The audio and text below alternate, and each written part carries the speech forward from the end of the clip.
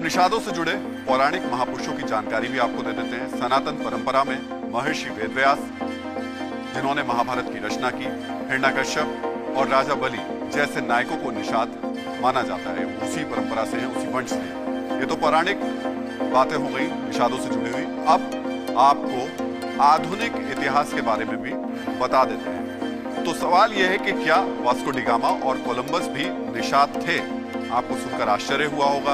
आप सोच रहे होंगे कि जहां जाति व्यवस्था नहीं, वहां निषाद कहां से आ गए। इस असमंजस को दूर करने के लिए हमें निषाद की परिभाषा जाननी होगी। कौन है निषाद? जो जल पर राज करे, जो जल से अपनी आजीविका चलाए। तो धर्म और जाति से भले ही ना हो, लेकिन कर्म के लिहाज से वास्को डी गामा और कोलंबस भी निषाद कहे जा सकते हैं। हालांकि सुनने में थोड़ा अटपटा जरूर लगता है। वैसे आपको बता दें कि कई निषाद नेता कोलंबस और वास्को डी गामा को अपना पूर्वज ही बताते हैं। निषाद मोड पर हो रही राजनीति एक तरफ है, दूसरी तरफ निषादों से जूझ रहे पौराणिक आख्यान भी हैं। निषाद खुद को नायक राजा निषाद राज का वंशज बताते हैं। रामचरितमानस में निषाद राज का वर्णन मिलता है। निषाद राज ने वनवास के दौरान भगवान राम को सीता और भाई लक्ष्मण के साथ गंगा पार कराने में मदद की थी। निषादों का कहना है कि यही वंशावली उन्हें मजबूत बनाती है। और यहाँ आपको एक चीज और बताना जरूरी हो जाता है कि जब भगवान राम केवट के पास पहुंचे थे, निषाद राज के पास पहुंचे थे, तो उन्होंने भगवान से कहा था कि उनका और भगवान का दोनों का काम लगभग एक जैसा ही है।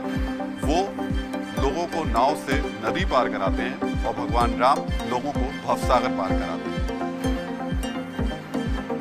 आप जानते हैं कि देश भारतवर्ष को खोजने वाला भी नाविक समाज से वास्को डी गामा, कोलंबस ने भी अमेरिका जैसे देश को खोजा और हर देश का आज़ादी से लेकर हर जगह निषादों का इतिहास रहा है। लेकिन कहीं न कहीं लोग निषादों को पीछे करने का काम कर रहे हैं। हमारा समाज कई जातियों में बटा है। आपने देखा किस तरीके से वास्को डी गामा और कोलंबस को भी निषाद नेता कहते हैं कि वो निषाद ही थे। लेकिन आपको एक बार फिर से हम उसका पौराणिक महत्व जरूर दिखा देते हैं और बता देते हैं कैसे भगवान राम जब केवट से मिले थे तब क्या उन दोनों के बीच बातचीत हुई थी। केवट ने कहा था, उनसे पैसे नहीं लिए थे, उन्होंने कहा था कि मैं लोगों को नदी पार कराता हूं और आप लोगों को भवसागर पार कराते हैं, तो हम दोनों का काम एक ही है। अब देखना इस बार ये दिलचस्प होगा कि ये निषाद इस बार किस राजनीतिक पार्टी की नैया पार लगाते हैं।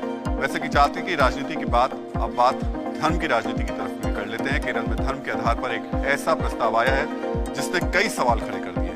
केरल में एक चर्च ने कहा कि ईसाई आबादी घट रही है, इसलिए जो ईसाई 5 बच्चे पैदा करेंगे उन्हें आर्थिक मदद दी जाएगी। जरा सोचिए, जब देश जनसंख्या विस्फोट और उससे जुड़ी समस्याओं से परेशान है, तब एक धार्मिक संस्थान 5 बच्चों पर आर्थिक मदद का ऐलान कर रहा है।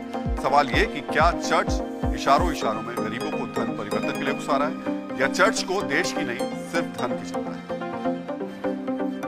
ईश्वर का देश कहे जाने वाला केरल अपनी खूबसूरती के लिए मशहूर है। केरल इसलिए भी चर्चा में रहा है क्योंकि इस सूबे का राजनीतिक मिजाज देश के दूसरे राज्यों से लग रहा है।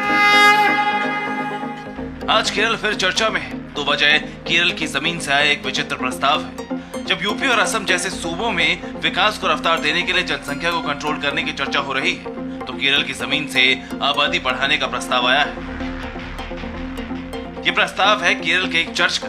प्रस्ताव में कहा गया है केरल के ईसाई 5 से ज्यादा बच्चे पैदा करें। साल 2000 के बाद शादी करने वाले ईसाइयों की 5 से ज्यादा संतान होने पर उन्हें मदद मिलेगी।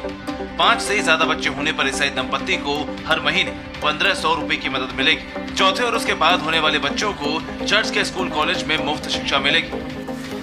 केरल देश के उन चुनिंदा राज्यों में जहां अच्छी खासी तादाद में ईसाई आबादी, लेकिन चर्च परेशान है कि केरल में ईसाई आबादी घट रही है। चर्च के मुताबिक केरल की आबादी में फिलहाल ईसाई तीसरे नंबर पर है। केरल में फिलहाल 18.38% ईसाई आबादी। पहले ईसाई आबादी केरल में दूसरे नंबर पर थी। चर्च को चिंता है कि कोरोना काल में सूबे में तेजी से ईसाई आबादी घटी। हालांकि चिंता के पक्ष में चर्च को ये आंकड़े नहीं दे रहा है। चर्च की चिंता अपनी जगह है, लेकिन चर्च के इस प्रस्ताव पर सवाल उठ रहे हैं। सवाल इसलिए क्योंकि देश में चर्च का अतीत धर्मांतरण से जुड़ा है। केरल में खासतौर पर धर्मांतरण को लेकर सवाल उठते रहे हैं। ऐसे में चर्च से ये भी पूछा जा रहा है कि क्या इस मदद वाले प्रस्ताव का निशाना वो आबादी तो नहीं जो गरीब है और चंद पैसों की खातिर धर्म बदलने को तैयार है। सवाल सिर्फ धर्मांतरण का नहीं है, सवाल उससे आगे का भी है। सवाल यह है कि क्या चर्च विकास की कीमत पर आबादी बढ़ाने को तवज्जो दे रहा है? क्योंकि घटते संसाधनों के बीच अच्छे जीवन के लिए आबादी घटाने पर जोर है। सवाल ये भी है कि अगर चर्च जैसी सोच ही दूसरे धार्मिक पंथ भी अपनाएं तो क्या देश की जनसंख्या का गणित नहीं बिगड़ेगा?